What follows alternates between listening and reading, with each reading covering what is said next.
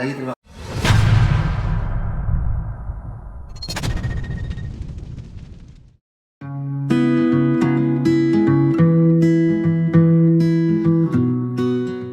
Assalamualaikum warahmatullahi wabarakatuh. Salam sejahtera untuk kita semua. Perkenalkan diri saya, nama Hamdi NIP 1980 0330 2007 01 1007.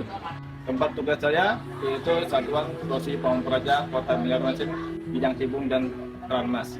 Adapun pengalaman tugas saya sebagai Satpol PP pada tahun 2001 sampai dengan 2007, saya ditugaskan sebagai tenaga honorer pada Satuan Polisi Pamong Praja Kota Banjarmasin. Kemudian tahun 2007 sampai dengan 2018, saya ditugaskan sebagai anggota operasional Satuan Polisi Pamong Praja bidang Tibung dan Tarmas. Kemudian tahun 2018 sampai dengan sekarang, saya ditugaskan sebagai staf penyuluh kemasyarakatan bidang Tibung dan Tarmas Kota Banjarmasin. Dalam kesempatan ini, saya akan menunjukkan video dalam rangka memenuhi portofolio dinamis jabatan fungsional keahlian. Untuk lebih jelasnya, mari kita saksikan.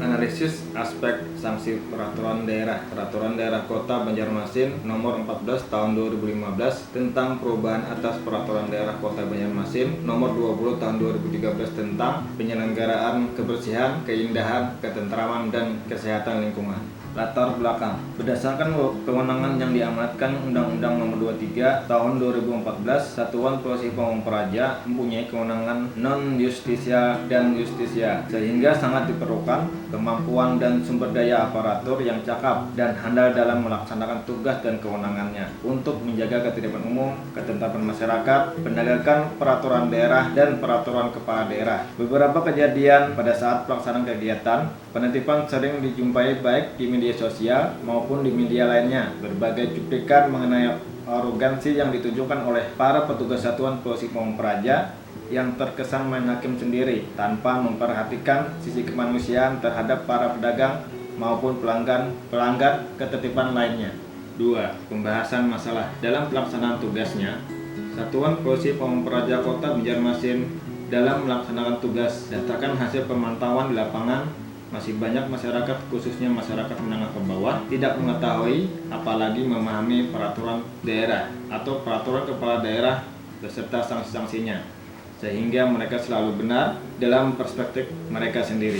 Terhadap peraturan daerah atau perkada, sikap tersebutlah yang dapat menimbulkan stigma negatif di masyarakat, dengan salah satu contoh yang sering kita temui di lapangan, yaitu para pedagang kaki lima atau PKL yang berjualan di atas trotoar, area publik, dan fasilitas umum.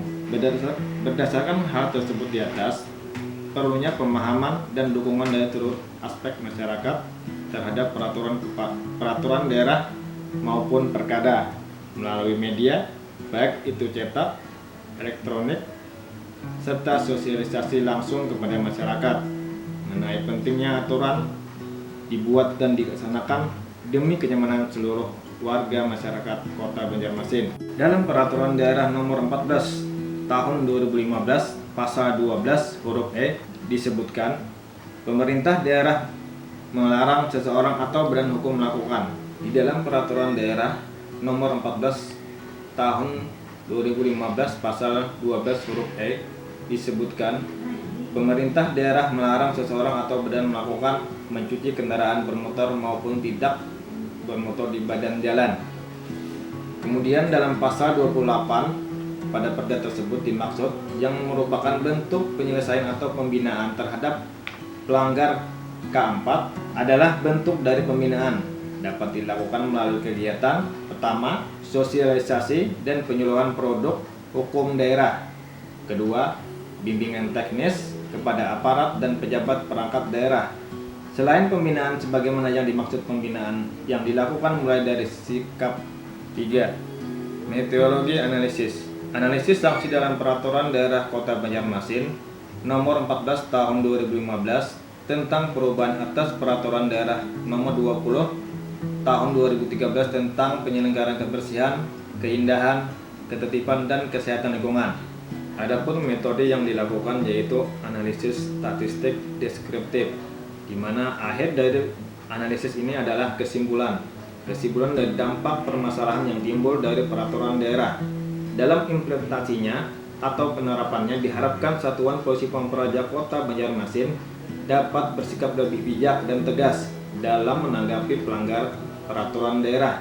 Mengingat Satuan Polisi Pampraja adalah aparat pemerintah yang mempunyai tugas pokok menegakkan peraturan daerah, peraturan kepala daerah, menyelenggarakan ketertiban umum dan ketentraman masyarakat serta penyelenggaraan perlindungan masyarakat. 4. Analisa dan rekomendasi. A. Analisa. Di dalam Peraturan Kota Banjarmasin Nomor 14 Tahun 2015 tentang perubahan atas Peraturan Daerah Nomor 20 Tahun 2013 tentang penyelenggaraan kebersihan, keindahan, ketertiban dan kesehatan lingkungan, terdapat pula beberapa penjelasan lagi atau yang terkait tugas dan fungsi serta wewenang Satuan Polisi Pampraja Kota Banjarmasin. Di antaranya pasal 12 huruf E, yaitu mencuci kendaraan bermotor maupun tidak bermotor di badan jalan, sehingga ini merupakan permasalahan yang dapat mengganggu kebersihan di sekitarnya. Mengenai pemberitahuan dan sosialisasi belum disebutkan dan penjelasannya lebih lanjut agar penerapan peraturan daerah dapat ditegakkan. 2. Pasal 18 ayat 2 menyebutkan dalam penyelenggaraan ketertiban lingkungan pemerintah mengikut sertakan peran serta masyarakat di lingkungan RT dan RW. Secara teknis tidak disebutkan bagaimana yang itu dilakukan dan petunjuk teknisnya pun belum keluar sehingga penerapannya menjadi terkendali. 3. Kendala mengenai orang dengan gangguan jiwa atau ODGJ yang pelapornya anggota masyarakat atau warga sekitar sehingga memerlukan penjelasan yang lebih untuk penanganannya. Hal ini menjadi serius karena ketidaktahuan masyarakat akan prosedur dan penanganan di lapangan. Ada beberapa hal yang harus dipahami mengenai kendala apa saja yang dihadapi di lapangan. Berikut antara lain. 1. Kurangnya koordinasi antar instansi maupun masyarakat dalam peraturan tersebut. Penjelasan tidak teratur sehingga tidak memahami. Kedua, tidak adanya sanksi atau ketentuan pidana khusus yang jelas meskipun dalam peraturan tersebut diatur sanksi bagi pelanggar. Hal ini menyebabkan pelanggar masih melakukan tindakan yang merugikan lingkungan, kesehatan lingkungan tanpa ada sanksi yang berat. 3. Kurangnya pengawasan dan penertiban khusus terhadap pelanggar peraturan daerah tersebut. 4. Keterbatasan sumber daya manusia dan waktu yang mendukung pengawasan serta penertiban dan penegakan peraturan daerah tersebut. B. Rekomendasi. Pertama, meningkatkan pembinaan penyelenggaraan K4 melalui sosialisasi dan penyuluhan produk hukum daerah. 2. Memaksimalkan dan meningkatkan SDM dan wawasan aparatur khususnya Satuan Polisi Pampraja dengan cara pendidikan dan latihan secara rutin agar dapat memahami peran serta tanggung jawabnya dalam penegakan perda dan perkada. 3. Meningkatkan serta memaksimalkan pengawasan dan penertiban terhadap para pelanggar. 4. Penjadwalan penanganan, pelaporan, dan pengawasan daerah rawan pelanggar yang ditingkatkan. Kelima, yang paling penting adalah dukungan dari pemerintah daerah, khususnya pimpinan daerah dalam pelaksanaan tugas sesuai tupoksi dan prosedur yang berlaku. Masuk. Izin masuk. Ini ada pelapor keluarganya ODGJ. Isi Pak. Selamat siang Pak. Siang. Ada yang bisa saya bantu? Ini Pak, saya mau melaporkan perihal ODGJ Ya. yang sering merasakan dan suka mengamuk nih Pak. Jadi saya mau lapor ke sini bagaimana penindakannya begitu. ODG-nya ada hubungan apa sama Bapak ya? Masih sangkut paut keluarga Pak. Cuman kami dari pihak keluarga kurang bisa itu menindaklanjutinya seperti apa. Baik Pak, laporan Bapak akan kami tindak lanjuti secepatnya. Berdasarkan Peraturan Daerah Kota Banjarmasin Nomor 14 Tahun 2015 Pasal A tentang pengamanan ODGJ, maka segera Pak, kami akan membantu Bapak untuk menindaklanjuti hal tersebut. Saya minta alamat Bapak di mana ya? Alamat ODGJ-nya. Oh iya, kami di KS Tubun Pak, Tubun. dan Pekauman. Iya. Baik Pak, saya akan jelaskan terlebih dahulu bahwa Satpol PP hanya mengamankan, mendampingi pihak keluarga dalam penanganannya. Selanjutnya pihak keluarga Bapak lah yang nantinya akan bertanggung jawab secara administrasi di rumah sakit. Demikian Pak. Baik, terima kasih atas tanggapan Bapak. Nanti apabila ada anggota DPR yang sudah ke tempat, nanti saya akan dampingi untuk administrasi ODGJ-nya tadi Pak. Baik Pak, terima kasih. Sekali lagi terima kasih Pak. Terima kasih.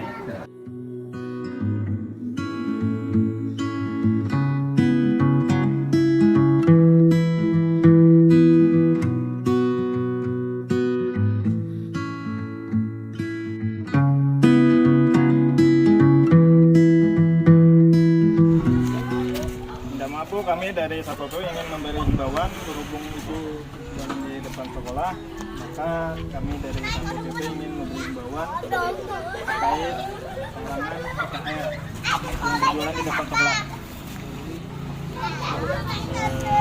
Sebenarnya nanti Ibu bisa ke kami untuk lebih jelasnya. Ibu langsung aja ke kantor nanti.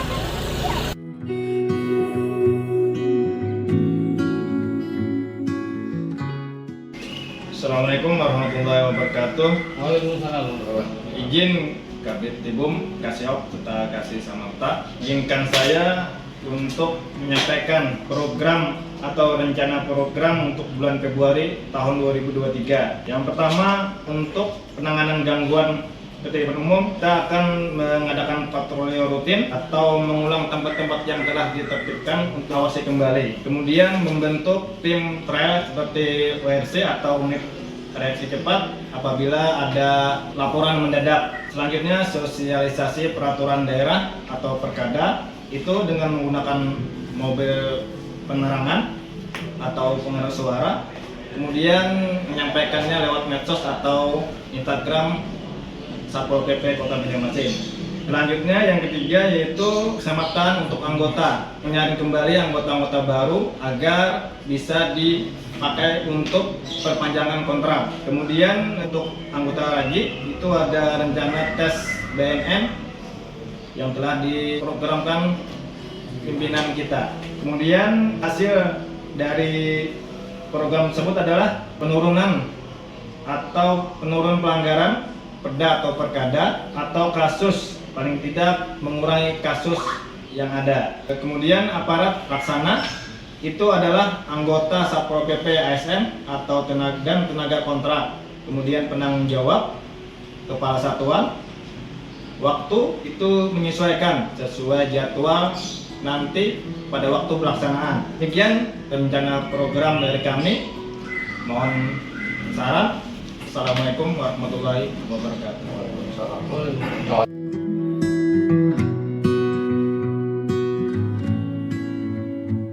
Assalamualaikum warahmatullahi wabarakatuh. Izin senior, saya akan menyampaikan kembali evaluasi kegiatan kita pada bulan Februari tahun 2003 ini.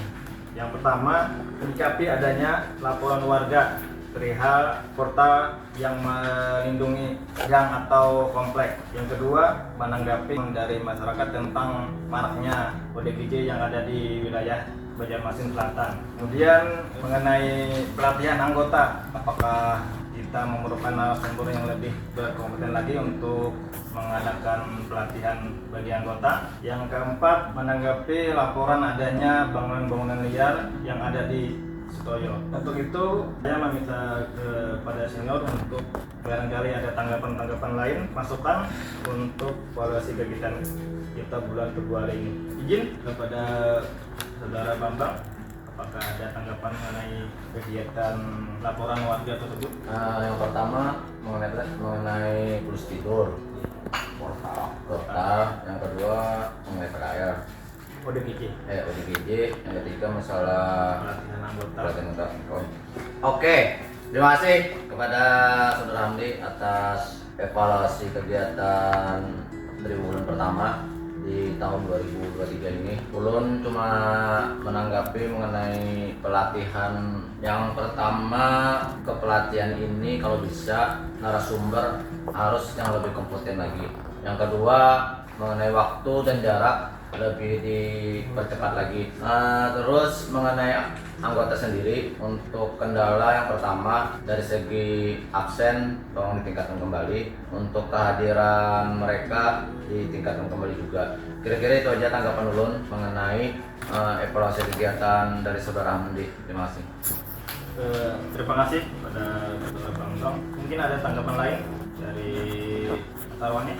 Kalau masalah ODGJ ini memang kita harus koordinasi dinas sosial yang terkait kan. Masalah ODGJ masalahnya kita nggak bisa mengantar ODGJ maupun oke lah tugas kita sebagai penertiban atau pengamanan ODGJ yang mengganggu di jalan, oke lah kita amankan dulu. Tapi untuk membawa ke Sambang Lihum itu kita harus koordinasi ke kelurahan setempat atau ke RT yang bersangkutan atau ke dinas sosial terkait. Masalahnya kita tidak bisa, bisa ada diterima, harus ada surat pengantar. Itu aja masukan dari saya. Terima kasih. Terima kasih Salwani. Mungkin ada tanggapan lain dari kawan-kawan saya? Ya, terima kasih. Kita ada masukan sedikit menambahkan untuk Bapak Salwani tadi anggapannya masalah ODGJ. Kita juga mohon ya kepada Pak Hamdi juga harus teliti karena mantan ODGJ perlu pendampingan, terutama pihak keluarga itu harus diutamakan. Karena kalau tidak ada pihak keluarga sangat sulit masuk di Sambang Lihum sama rumah sakit, itu diperlukan untuk jaminan. Jadi itu aja masukannya. Jadi dipertegas lagi supaya untuk mengantar ODGJ untuk Mr. X-nya Bang, tanpa keluarga, tanpa apa gimana? nah itu yang mempersulit ya. Kalau Mr. X biasanya kita langsung dinas sosial aja, biar dinas sosial yang memberitahukan. Ini semestinya Mr. X ini sebaiknya IT setempat maupun keluarga setempat maupun puskesmas itu beraktivitas apa maksudnya ikut serta di dalam menanggapi yang Mr. X itu. Karena kalau kita di dinas sosial pun nanti lempar tangan, boleh diamankannya ke tempat dinas sosial, nanti dikeluarkannya lagi. Nah, kan kita ingin ODGJ itu sembuh lah. Ya kita mau ke Sambang Lihum, jadi di semua masyarakat ikut serta dalam membuat ODGJ itu sembuh lah. Itu aja mungkin tambahannya. Jadi betul kata Pak Mas Budi juga, kalau Mr. X tanda kutip tanda Mr. X tanpa identitas. Nah ini tadi kan untuk mengantar ODGJ itu tadi kita perlu pihak keluarga. Kalau seandainya toh pihak keluarga tidak ada, mau kita harus ke dinas sosial, identifikasi terus untuk mengantar ke Sambang Lihum. Bahkan perlu juga kita di lingkungan mana kita menemukan ODGJ tadi itu perlu ada pendampingan baik dari RT atau tokoh-tokoh masyarakat untuk memperkuat ya, supaya tahu identitas ini bisa diketahui oleh halayak luas. Itu aja Pak Hamdi, terima kasih. Terima kasih Pak senior sekalian. Demikian evaluasi yang kita lakukan. Mungkin kedepannya nanti kita akan perbaiki lagi dan kita tingkatkan lagi apa-apa yang perlu kita tambah. Demikian. Assalamualaikum warahmatullahi wabarakatuh. Waalaikumsalam.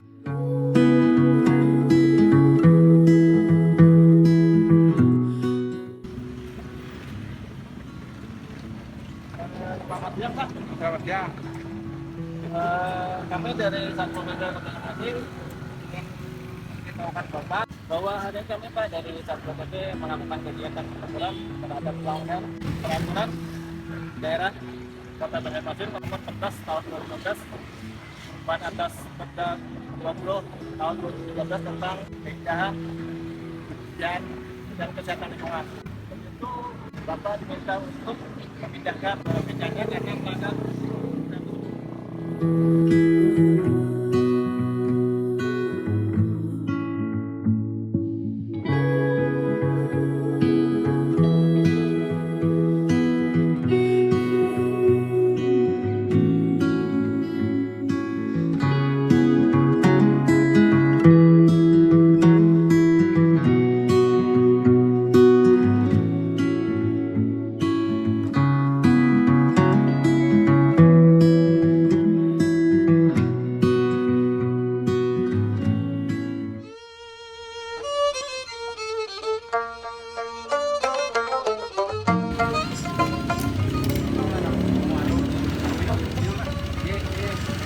pagi Pak.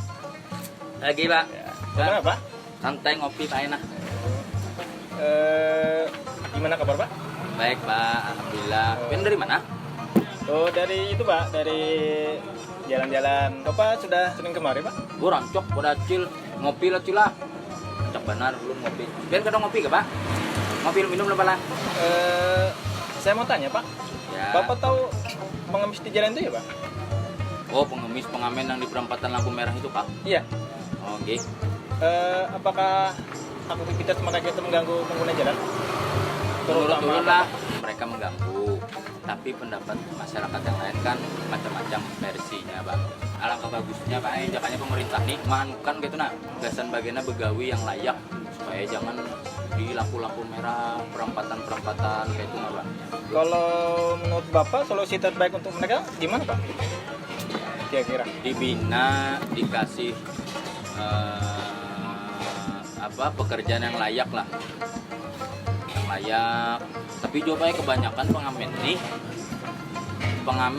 nih baik bagiannya itu sambil minum. Aldo ben lihat di jalanan turun rancak meleti bila turun begawi pagi atau bulik begawi itu botolan Pak, botolan ngungu. Kalau gitu Pak, terima kasih dulu informasinya Pak. Oh, nggih. Selamat siang Pak. Selamat siang.